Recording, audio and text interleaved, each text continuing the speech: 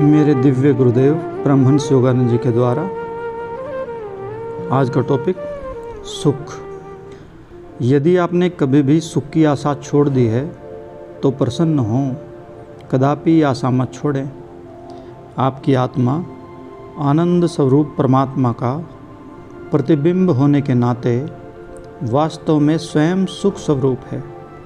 यदि आप सुख चाहते हैं तो उसे प्राप्त करके ही रहें। ऐसा कुछ भी नहीं है जो आपको रोक सकता हो। सकारात्मक मनोवृत्ति यानी कि पॉजिटिव एटीट्यूड। सुख कुछ सीमा तक बाह्य परिस्थितियों पर निर्भर करता है, परंतु मुख्य रूप से यह मानसिक स्थितियों पर निर्भर करता है, यानी कि जो आप सोचते हैं। अध्यात्म विज्ञान के अनुसार मन की प्रवृत्ति ही सब कुछ है, यानी कि जो मन जिस तरह से सोचता है, मन में जिस तरह के विचार आते हैं, वही सब कुछ है। अपने मन में सभी परिस्थितियों में संभाव में बने रहें, मतलब दुख से दुखी ना हो और सुख में बहुत ज़्यादा हर्षित यानी कि बहुत ज़्यादा सुखी ना रहें। इस तरह से अपने मन को प्रशिक्षित कीजिए, यानी कि अपने मन को शांत रहने के लिए निर्देशित करें, मन को समझाएं।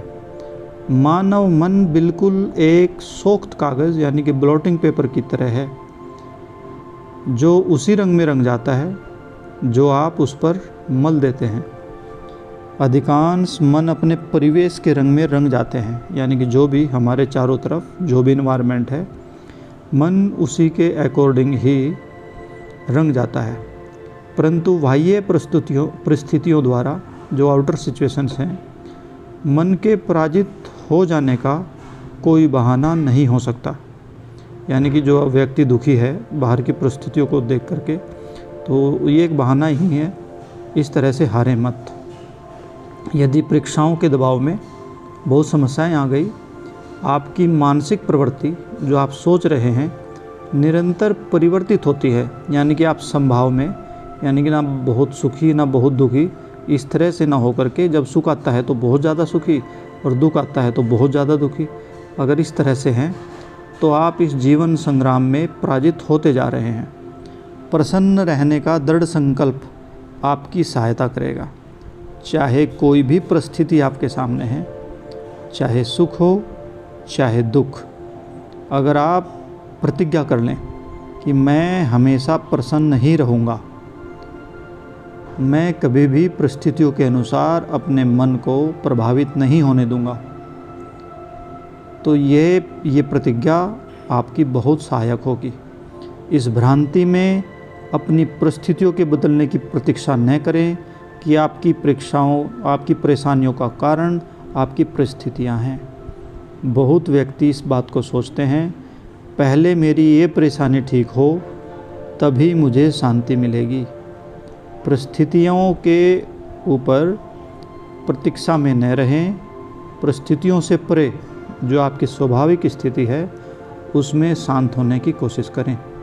यदि आप अपनी परिस्थितियां बदलना चाहते हैं तो सबसे पहले अपने विचारों को बदलें, क्योंकि अकेले आप स्वयं अपने विचारों के लिए उत्तरदायी हैं, यानी कि स्वयं आप हैं। जिस तरह के आपके विचार आ रहे हैं, समस्याओं के, गंभीर समस्याओं के, चिंताओं के, भय के, इसका कारण स्वयं आप ही हैं।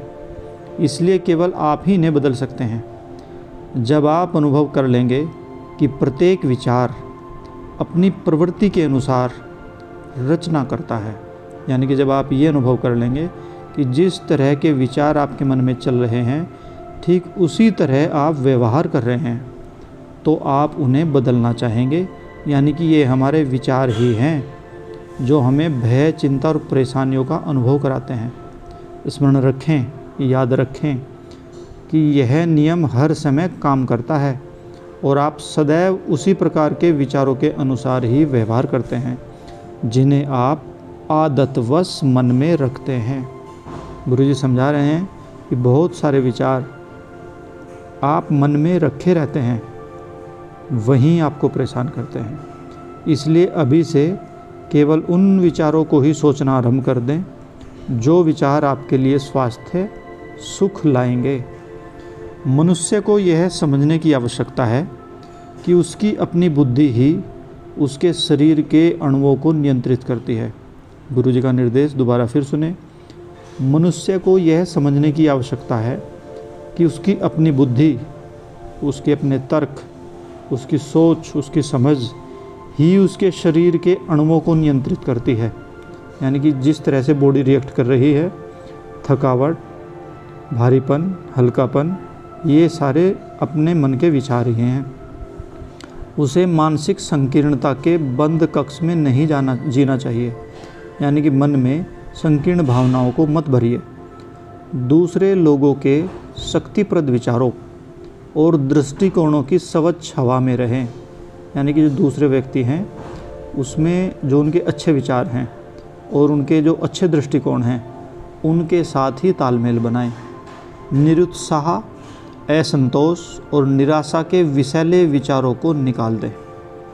हमारे मन के अंदर बहुत सारे विचार ऐसे होते हैं जो हमें हतोत्साहित करते हैं, परेशान करते हैं, असंतुष्ट करते हैं और निराश करते हैं। उन विचारों को, विषैले विचारों को हमें मन से निकाल देना चाहिए। जीवन शक्ति का पान करें और भौतिक रूप से एवं आध्यात्मिक रूप से विकसित मन वाले व्यक्तियों से मानसिक पोषण ग्रहण करें। यानी कि उन सभी व्यक्तियों के पास रहें जो भौतिक रूप से, यानी कि फिजिकली और आध्यात्मिक रूप से, स्पिरिचुअली बहुत विकसित हों। यानी कि आप सिर्फ उन्हीं के पास बैठें जो ईश्वर के भजन में, ईश्वर के प्रेम में जीते हों और जिनकी मानसिक स्थिति और भौतिक स्थिति दोनों पर पकड़ हो। अपनी एवं दूसरों के भीतर की रचनात्मक सोच का प्रचुर मात्रा में सेवन करें। मतलब अपने और दूसरों के भीतर जो क्रिएटिव थॉट हैं उन पर ज़्यादा से ज़्यादा चलें। आत्मविश्वास के पथ पर लंबा मानसिक भ्रमण करें। सेल्फ कॉन्फिडेंट रहते हुए जो भी आपके मानसिक विचार हैं, जो आपके सेल्फ कॉन्फिडेंट को बढ़ाते हैं, उनके साथ जिएं। परख, आत्मनिरीक्षण और पहल शक्ति, यानी कि परखें, आत्मनिरीक्षण करें, सेल्फ एनालिसिस करें और पहल शक्ति, यानी कि कुछ व्यक्ति हैं जो कई बार सोचते रहते हैं ये अच्छा कार्य है, मैं अब इसकी शुरुआत करने वाला हूँ, ये अच्छा कार्य है, मैं इसकी शुरुआत करने वाला हूँ, ये एक अच्छी आदत है, मैं इसकी शुरुआत करने वाला हूँ, मैं इस तरह से जीऊँगा, इस तरह से खाऊँगा, इस तरह से सोचूँगा, पर वो उन चीज़ों की पहल नहीं करते, समझते सब कुछ हैं। तो पहल शक्ति के उपकरणों के साथ अभ्यास करें।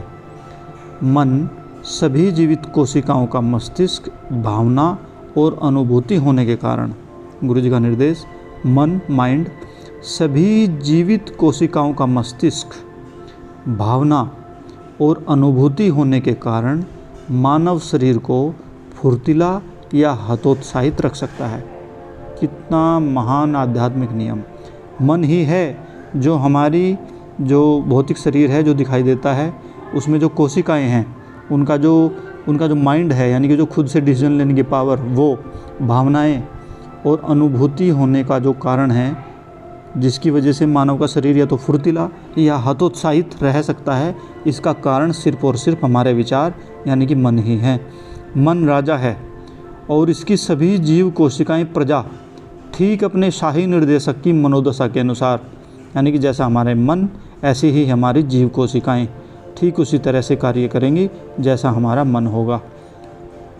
तो मनोदशा के अनुसार व्यवहार करती हैं। जिस प्रकार अपने दैनिक आहार में, यानी कि जो हम खाते हैं, हम पौष्टिकता का ध्यान रखते हैं, यानी कि जो हाइजेनिक है उसी को खाते हैं, उसी प्रकार हमें मन को भी ठीक इसी तरह से नित्य प्रति दिए जाने वाले मानसिक भोजन, यानी कि जो हम लगातार दूसरों से सोच रहे हैं, दूसरों से सुन रहे हैं और सोच रहे हैं, उस भोजन की पोषक शक्ति का ध्यान रखना चाहिए। यानी कि जो हम मन को थॉट दे रहे हैं, जो मन को जिस तरह से हम सोचने के लिए मजबूर कर रहे हैं और दूसरों की बातों को सुनते हैं, तो हम वही भोजन दें जो पोषक शक्ति को बढ़ाए, यानी कि मन की शांति को बढ़ाए। आत्मा का स्वरूप आनंद है, नित्य नवीन, नित्य परिवर्तनशील आनंद की एक शाश्वत आंतरिक अवस्था, यही है हमारी आत्मा का स्वरूप। अपनी भटकी हुई चेतना को अपने अंतर में स्थित उस अपरिवर्तनशील निश्चलता में स्थापित कर दीजिए जो कि ईश्वर की वेदी है। यहाँ पर गुरु जी समझा रहे हैं कि हमारा आत्मा का स्वरूप आनंद है, नित्य नया आनंद, नित्य परिवर्तनशील आनंद और उसकी एक शाश्वत आंतरिक अवस्था। अपनी भटकी हुई चेतना का मतलब है हमारी जो सोच समझ है जो भटक चुकी है। किससे भटक चुकी है?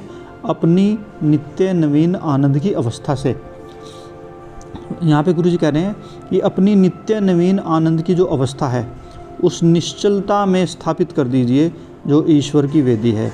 यानी कि हमारे मन को जब एक आनंद की अनुभूति, शांति की अनुभूति होती है, जो शांति की अनुभूति है वही ईश्वर की वेदी है, यानी कि ईश्वर का शासन, ईश्वर के बैठने का आसन। तो परमात्मा वहीं होंगे जहाँ शांति होगी, जहाँ शांति होगी वहीं आनंद होगा। उसके बाद दिन और रात अपनी आत्मा को परम आनंद अभिव्यक्त करने दीजिए। अपनी निश्चलता को, दिव्य शांति को अनुभव कीजिए और दिन और रात अपनी आत्मा को परम आनंद अभिव्यक्त करने दीजिए। यदि आप प्रसन्न नहीं रहना चाहते तो कोई भी आपको प्रसन्न नहीं कर सकता। उसके लिए परमात्मा को दोष मत दें। और यदि आप प्रसन्न रहना चाहते हैं तो आपको कोई भी अप्रसन्न नहीं कर सकता। यदि उन्होंने हमें अपनी इच्छा शक्ति का प्रयोग करने की स्वतंत्रता न दी होती, यानी कि हमारे को ऊपर है कि हम इच्छा रखें और इच्छा से हम अपने आप को खुश रखें। अगर ये इच्छा शक्ति की स्वतंत्रता, यानी कि हमारी मर्जी है, चाहे हम सुखी रह कर के जिएँ चाहे दुखी रह कर के जिएँ, तो अगर ये स्वतंत्रता परमात्मा हमें नहीं देता तो हम अप्रसन्न होने पर उन्हें दोष दे सकते थे। यानी कि हम परमात्मा को कह सकते थे कि आपने हमें स्वतंत्रता ही नहीं दी कि हम अपनी इच्छा से खुश रहें। पर ये हमें परमात्मा ने इच्छा शक्ति दी है और उसकी स्वतंत्रता दी है कि हम खुश रह सकें, शांत रह सकें। परंतु उन्होंने यह स्वतंत्रता हमें दी है, हम ही जीवन को जैसा है वैसा बनाते हैं। परिवर्तन के प्रयास के बिना अगर आप चेंज होना नहीं चाहते, हम प्राय कष्ट भोगते रहते हैं। इसलिए हम स्थायी शांति, एटर्नल पीस और संतोष, सेटिस्फैक्शन प्राप्त नहीं कर पाते। यदि हम लगातार धैर्यपूर्वक प्रयत्न करते रहें, कितनी भी बुरी परिस्थितियां हों, हम शांति का अभ्यास करें, तो हम निश्चित रूप से सभी कठिनाइयों पर विजय प्राप्त करने के योग्य हो जाएंगे। हमें प्रयास अवश्य करना चाहिए जिससे कि हम दुख से सुख की ओर और विषाद से साहस की ओर जा सकें। अनंत परमात्मा की हंसी आपकी मुस्कुराहटों के माध्यम से अभिव्यक्त होनी चाहिए। अनंत परमात्मा की हंसी आपकी मुस्कुराहट के माध्यम से अभिव्यक्त होनी चाहिए। ईश्वर के प्रेम रूपी समीर को, ईश्वर के प्रेम रूपी समीर को लोगों के हृदय में आपकी मुस्कुराहट बिखेरने दें। आपकी दिव्य मुस्कानें संक्रामक होंगी। उनकी अग्नि दूसरों के हृदय में उदासी को निकाल भगाएगी। सुदृढ़ चरित्र वाले व्यक्ति प्राय सबसे अधिक प्रसन्न होते हैं। वे दूसरों को उन कष्टों के लिए दोष नहीं देते जिनका संबंध प्राय उनके अपने कर्मों या विवेक की कमी के साथ जोड़ा जा सकता है। वे जानते हैं कि उनकी प्रसन्नता में वृद्धि अथवा कमी लाने की शक्ति किसी में नहीं है, जब तक कि वे स्वयं इतने निर्बल न हों कि विपरीत विचारों और दुष्कर्मों को उन्हें प्रभावित करने की अनुमति दे डालें। याद रखिए, आपके जीवन में सब कुछ चाहे कितना ही गलत क्यों न हो रहा हो, आपको उदासीन होने का कोई अधिकार नहीं है। अपने मन में आप एक विजेता बन सकते हैं। जब परेशानियां घेर लेती हैं तो उदासीन व्यक्ति हार मान लेता है, किंतु ऐसा व्यक्ति जिसका मन अपराजित रहता है कभी हारता नहीं। फिर चाहे उसका पूरा संसार उसके कदमों में भस्मीभूत क्यों न पड़ा हो, वह फिर भी विजेता ही रहेगा। आपका सबसे बड़ा सुख आपकी सदा सीखने की इच्छा रखने, रहने और उचित व्यवहार करने में ही निहित है। जितना अधिक आप अपना सुधार करेंगे उतना ही अधिक आप अपने समीप दूसरे लोगों का उत्थान करेंगे। अपना सुधार करने वाला व्यक्ति अधिकाधिक सुखी व्यक्ति होता है। आप जितने अधिक सुखी होंगे आपके आसपास के लोग भी उतने ही अधिक सुखी होते जाएंगे। जीवन के प्रति नकारात्मक दृष्टिकोण से बचें। जब हमारे चारों ओर सौंदर्य है तो गंदी नालियों की ओर क्यों देखें। कला है, संगीत है, साहित्य है, इन सभी उत्कृष्ट कृतियों में कोई व्यक्ति दोष निकाल सकता है अगर उसका मन ठीक नहीं, किंतु क्या उन्हें मनोहरता और महिमा का आनंद लेना श्रेष्ठ नहीं है। लगभग प्रत्येक व्यक्ति उन 3 बंदरों की मूर्तियों से परिचित है जो इस कहावत पर बल देते हैं, बुरा मत देखो, बुरा मत सुनो, बुरा मत बोलो। मैं सकारात्मक दृष्टिकोण पर बल देता हूँ। जो अच्छा है उसे देखो, जो अच्छा है उसे सुनो, जो अच्छा है वही बोलो। अच्छा और बुरा, सकारात्मक और नकारात्मक दोनों ही संसार में अस्तित्व रखते हैं। चेतना मतलब सोचने समझने की शक्ति को सकारात्मक रखने के प्रयास में बहुत से लोग अनावश्यक रूप से नकारात्मक विचारों से भयभीत हो जाते हैं। नकारात्मक विचारों के अस्तित्व को अस्वीकार करना व्यर्थ है, परंतु आपको उनसे डरना भी नहीं चाहिए। बुरे विचारों का विश्लेषण करने के लिए अपने विवेक का प्रयोग करें। बुरे विचार आएंगे, आप अपने विवेक का प्रयोग करें और फिर उन्हें मन से निकाल दें। बुरे विचार आ रहे हैं, इससे मत डरिए। बुरे विचारों की तरफ मन जा रहा है, इससे भी मत डरिए, पर विवेक का प्रयोग करके अपने मन से बुरे विचारों को निकाल फेंकिए। जीवन का एक उज्जवल पक्ष है और एक अंधकार में पक्ष भी है, क्योंकि सापेक्षता का संसार, ये रिलेटिविटी का है। इसमें अच्छा बुरा, अपना पराया, सही और गलत लगातार आपके अंदर प्रकट होता रहेगा। सापेक्षता का संसार प्रकाश और छाया से निर्मित है, यानी कि कभी हम अच्छे व्यवहार करेंगे तो कभी हमारे अंदर बुरे विचार भी आएंगे। तो हमें डरना नहीं चाहिए कि हमारे मन में बुरे विचार क्यों आ रहे हैं। नहीं, अच्छा है फॉलो कीजिए, बुरा है छोड़ दीजिए। यदि आप अपने विचारों को बुराई पर स्थित रहने की अनुमति देते हैं तो आप स्वयं बुरे बन जाएंगे। प्रत्येक वस्तु में केवल अच्छाई को ही देखें ताकि आप सुंदरता के गुण को आत्मसात कर सकें। सत्य के कथनों का गहन एकाग्रता के साथ चिंतन। सत्य के कथनों का गहन एकाग्रता के साथ चिंतन। जो भी आपको सत्य कथन लगते हैं उसको एकाग्रता के साथ बार बार सोचते रहें। अध्ययन और पुनरावृत्ति करते रहने से आपके मन से नकारात्मक को निकालने एवं सकारात्मक दृष्टिकोण को स्थापित करने में सहायता मिलेगी।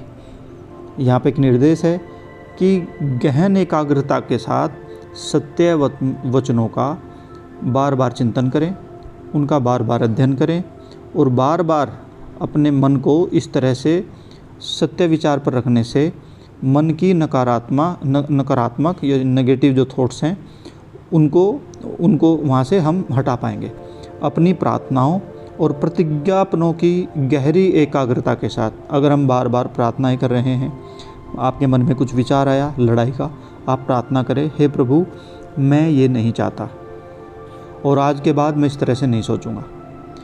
तो आपने पहली प्रार्थना की, हे प्रभु मैं ऐसे विचारों के साथ जीना नहीं चाहता, और दूसरी प्रतिज्ञा की, हे प्रभु आने वाले टाइम में मैं इन विचारों को मन में नहीं आने दूंगा। ये प्रतिज्ञापन ऐसी गहरी एकाग्रता के साथ जब तक पुनरावृत्ति करें, यानी कि तब तक मन ही मन इन चीज़ों को दोहराते रहें जब तक कि आप किसी विचार की आदत को स्थापित नहीं कर देते।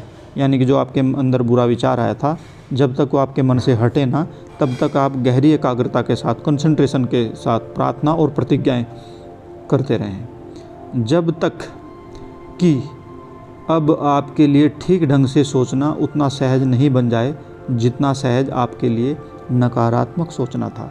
यानी कि जिस तरह से नकारात्मक सोच ऑटो मोड में आ जाती है, आप तब तक प्रार्थनाएं और प्रतिज्ञा करें जब तक सकारात्मक सोच ठीक अपने सहज भाव से ना आने लगे। जय गुरु।